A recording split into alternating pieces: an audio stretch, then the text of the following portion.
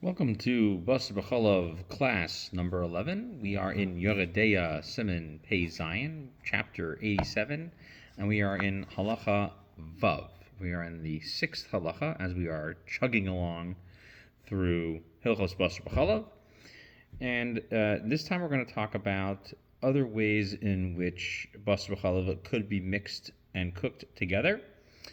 So this one's a little bit longer. It'll take us a little bit more time. We'll get through a couple of subjects in here in this class. The first one is, let's go first of all through the halacha itself, and we'll go over which parts of this seif, number 6, we are going to discuss in greater detail in our class tonight. So if you smoke your meat and milk together, or if you cook them in what are known as chamei teveria, which are the waters that come from that are heated from the heat under the ground, or hot springs. And these ones specifically are called chamei teveria because these hot springs originate in the city in northern Israel known as Tiberia. It's there today. It's the same city as it was for quite some time. If you cook it and then you eat that together, the Mechaber says, Ein lokin alav. You do not receive lashes for this. Okay, we'll go into what that means in greater detail. V'chein hamevashel basar b'mei chalav, o b'chalav mesa, o b'chalav zachar, o shebishol dam b'chalav, pater v'ein lokin al achilas mashum bas b'chalav. So you cook meat in what's called mei chalav, okay, whey, or you cook it in the milk that's discovered in an animal, in specifically a cow, let's say, or any other female animal that was slaughtered, and then you find the milk inside of its udder, and that gets cooked with it. That is only a rabbinic prohibition, okay? Or if the milk is produced by a male, and also if you cook blood, meaning the blood from this animal that you slaughtered properly, and you cook it with milk, these are all exempt from the Torah prohibition of Basar B'Chalav, and therefore their consumption does not make you liable to the prohibition, not make you liable to the punishment for violating the prohibition of Basar B'Chalav. Say that with me now 10 times. Okay, so what is the rule about smoking? Okay, meaning it's smoked together. Hot smoke is used to spread the flavor between one and the other. Okay, or you cook them together in hot water heated by the heat of the earth, also known as hot springs. Okay, and specifically they use the example of the hot springs that occur naturally outside of Tiberia. We'll refer to them as chamei teveria from now on just to make the reference easier, but it's referring to all types of hot springs. So this actually originates as a question in the Talmud Yerushalmi. It's in the Talmud Yerushalmi in Shabbos. So it says the following, that Rabbi Abahu said in the name of Rabbi Yossi bar Chanina, and if you are taking lead on Shabbos and you heat up the lead on Shabbos, okay, and cause it to become liquid, okay, that is a prohibition of cooking. If you roast and if you fry, and if you drop into boiling water, and if you hold that same stuff over hot smoke, all of these things are also considered cooking on Shabbos. If you take it and you drop it into chamei teveria, okay, again, the hot springs, what's the rule? So the Gemara says that Chizkiah is of the opinion that this is prohibited, and Rabbi Yochanan says that this is permitted. Okay, so this is referring to, again, lead, and it's talking about Shabbos. Okay? Rabbi Mana says that they went to Kesarin, and they heard Rabbi that Rabbi Zerikan, he was another rabbi there, and he quoted Chizkiah. Okay, and he said this to Chizkiah, and he says that he needed to cook something in the chamei teveria, and let's say it was on Pesach.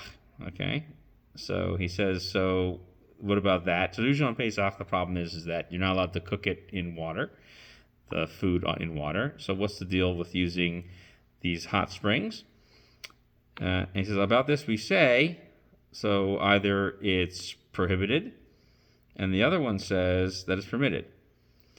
Okay, so which one of you said it was prohibited? So is the one who says that you cannot eat it from the Korban Pesach when it is raw or cooked in water. And the other one says it's permitted because it has to be done roasting over a fire, and Chamei Tiveria is technically water roasted over the fire in the earth. So this is a question we see in the Yerushalmi dealing with how the heat source of waters from the earth are considered judged. Is it the same as water absorbing heat over a regular fire that you've stoked yourself, or is it the fact that it's just more radiant earthly heat and it's not the same thing? The Talmud Yerushalmi raises a similar question in a different place in the Gemara in Nedarim. And it says, let's say you take a vow. And it says, I vow not to eat anything cooked. So, can I eat smoked foods, right? So I said I'm just not going to eat cooked foods. So, no matzo balls for me, but what about my lox? Can I eat that? So, that's one question. Then the Gemara poses another question. What if I fry something? Okay? I'm not going to have hard-boiled eggs. What about scrambled eggs? And also, what if I take that same food and I drop it into the hot waters outside of Tiveria, the Chamei Tiveria? Okay, so many people asked it in these different places. So they said that regarding hot smoke, that could be a problem. And in fact, if a non-Jew does it, that could also be a problem, the Gemara further asks. And then the Gemara says, well, what about if I go ahead and left this thing cooking on Shabbos? Is that a problem? Then the Gemara asks another question. Yerushalmi is different than the Bavli. The Bavli likes to answer questions. Yerushalmi likes to just post questions. So what about Basar B'chalav? And what about if I had to if something is having taken moisture out of all these fruits, and you heat them up in smoke, are all of them prohibited because they come in contact with flavors from fruits that were not properly tithed? Okay, and what about all these cases? So these are all questions posted in the Yerushalmi. So the Rambam gets a little bit of a hand in this thing, and he answers one part of our question. He says the following. This is in the laws regarding prohibited foods. He says that if one goes ahead and uses hot smoke, or he uses the waters of Tiveria, the hot springs of Tiveria for cooking, that these type of things are not a Torah prohibition. Ein loken alav. One does not receive a Torah prohibition for cooking in them. Okay? So therefore, smoking, Chamei Tiveria, one is not allowed to go ahead and do cooking with them. Okay? So that is still a prohibition, but it's only a rabbinic one. It's not a Torah level one.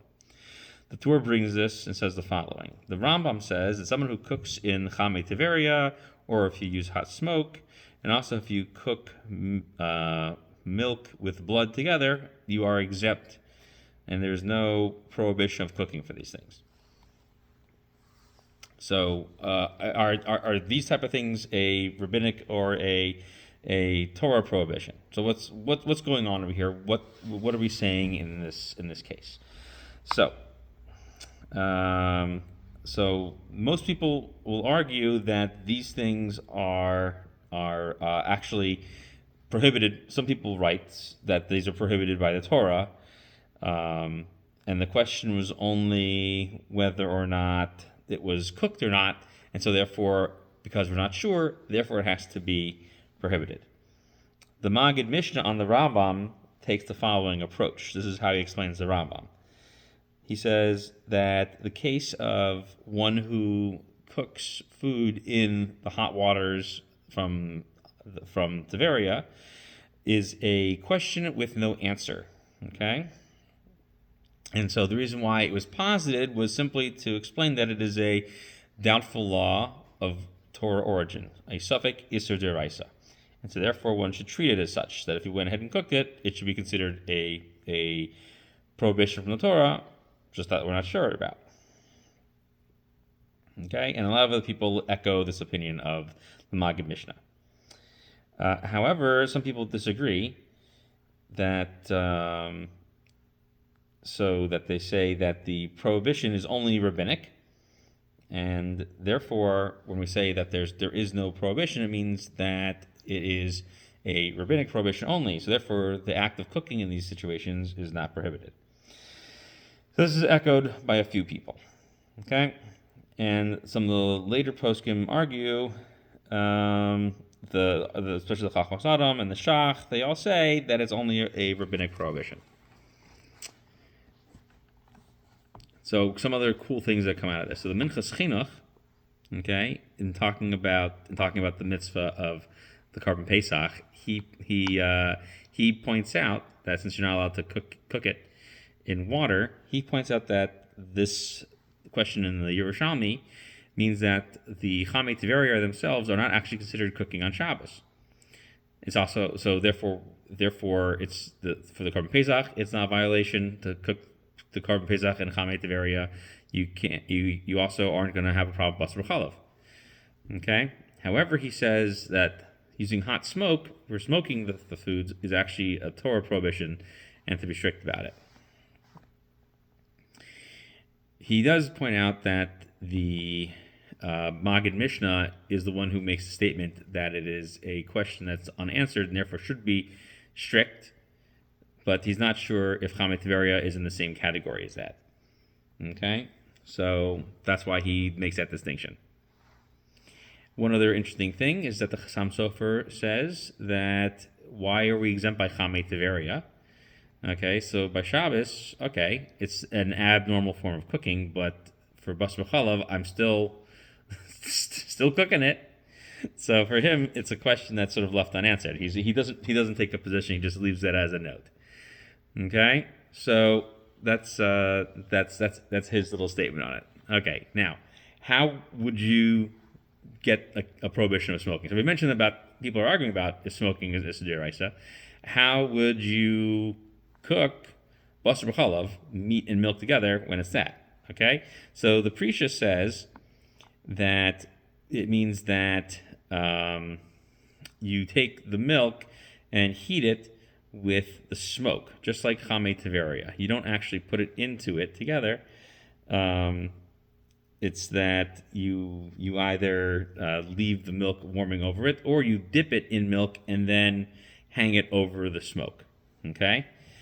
In the Sefer Badi Shulchan, which is a more recent work, he says, I'm also curious how you would do this. So what would happen if you just went and held a wet piece of meat with milk, right? A piece of meat covered in milk, and hold it over roasting coals. Why would that not be the same thing? Okay, and we've already talked about roasting, right? We said roasting is only going to go in a little bit, and we already said what that is for Basar B'chalav. So if it's roasting isn't the same thing, so then what's the question over here? So how is smoking, which is generated by lighting something on fire and generating heat? So he says that it's the reason why it's not sure is because the heat is only coming from the smoke itself and not directly from the roasting coals. Okay, so he's saying that there's just some type of issue between the two of them. I don't think he really gets the Metzias. So in a sefer called Ohel Avraham, he actually asks a similar question. He says that if you went and cooked on Shabbos in a solar oven, let's say you took something and you generated enough solar heat to cook something on Shabbos, that's completely mutter. Okay. But if you were to cook something that the heat was generated from the sun and then use that thing to cook with it, there's a rabbinic prohibition on that. Okay? And so that's why by Chamei Tiveria, since you don't see the actual geothermal heat, it just is expressed in this really hot water. So it's considered having been heated up by something that's similar to heat that's been absorbed from another source, but since it's not actually from fire that you generate yourself, like they did in the Mishkan, so therefore it's not really prohibited. However, if you were to take a pot there, okay, and anything like that, then that would actually be problematic. That's what he says. Okay, so if it was just like if something was heated over the fire, you would have a problem with that. So that's what a lot of these people write. So the easy answer is that most people don't understand how to do either smoking or any of the other things. So the smoke can be generated in a separate compartment that is separate and away from the fire, is not directly over the fire. So when you do smoking, you often can fill the space with heat from the smoke, and the fire is already out. So what you're using is residual heat. And so the question is, if there's no actual fire there, and you can use that for smoking is a very long process. And so if you left it sitting in there for 24 hours, when the long process goes through and then eventually gets absorbed in there, because the food has to be at a certain temperature for it to cook, so you would leave it in that hot smoke. And hot smoke is not very hot. It's not very hot. If you look at most smokers, the temperature doesn't get very hot. So that's the reason why a lot of these poskim have these problems. They just didn't know how to actually do this stuff. I don't know why they would put their pen to paper to write these things, but they did. But it's not that complicated. So same thing too with Chamei Tiberia. The heat isn't directly experienced by the water, but it's because the heat generates the pressure and shoots it up. It doesn't look like normal cooking, and so therefore it's easy to understand why the rabbi said these things would not be considered normal forms of cooking, because they just don't look like them. So the Mechaber, he says he uses the language of you don't get lashes for it. So the Shach says there's still a rabbinic prohibition. So that's what we made that statement before. And so too, when the milk comes out of a shechted animal, that is only a rabbinic problem, okay, which we'll talk about later on, how we deal with that. When there's milk in the udder, in Siman Sadi, there's a whole section talking about udders, and everyone's going to be just absolutely enthralled with learning about how to properly kosher an udder. Great section of halacha. And the Ramah discusses that also. Okay, so nonetheless, again, rabbinic prohibition according to that, and so too by milk that comes from a male. Okay. So we'll come back to the Ramah another time, but let's just think about the Mechaber over here for right now. So the Mechaber himself says that you have to smoke the food. So in explaining what that means is that the basar chalav is actually heated by smoke, okay, and the meat also is heated by Chamei Tiberia, and then so you take those things and then you drop them into milk afterwards.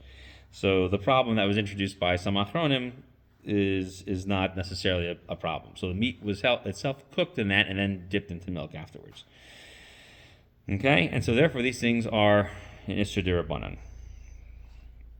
And that's what seems to be the case. So it seems to be that these things don't get hot enough to actually cook the milk, but it's still going to be rabbinically prohibited because the meat and milk are mixing together. Okay. So that's what we're talking about. Now, but if we take some of the opinions that like the Maggid Mishnah's opinion and extend that, there might actually be more of an issue, but that's not how we pass with the Mechaber. So basically, here's what it comes down to. So we saw in the Gemara in the Yerushalmi that there is something known as cooking in Chamei Tiberia, and there's cooking in smoke, and there's other types of milk as well. And we said that the Amoraim and the Yerushalmi argued on it. Okay, they weren't sure. So it seems like there is a prohibition for Chamei Tiberia, but it's not clear about if this is a Torah prohibition or not. So what we come down to is that there is at the very least, a rabbinic prohibition, and that seems to be the opinion of the Mechaber. However, we brought down a few opinions that seem to say that it's actually a questionable Torah prohibition, a Sofek Isser D'Oraisa. Okay, and that comes and originates from the Maggid Mishnah's understanding of the Rambam.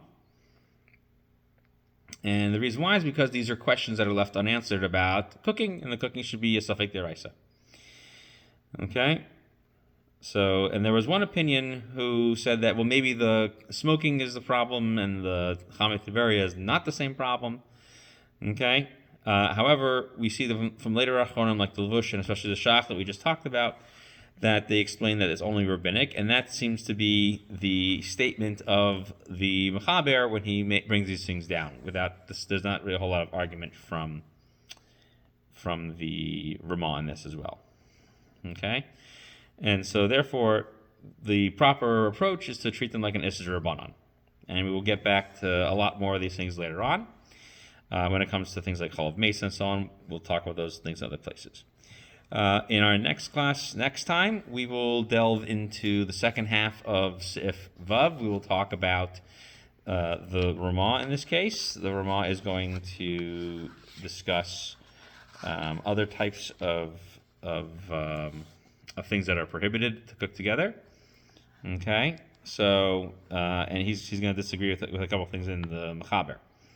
So we will deal with all of that next time, and we'll also learn a bunch of really interesting stringencies, which we touched on a little bit in the first couple of classes. We're going to talk about if water was used to rinse dishes and it was used for basar b'chalav. But that will be for our next class. Thank you for listening. Thank you for paying attention.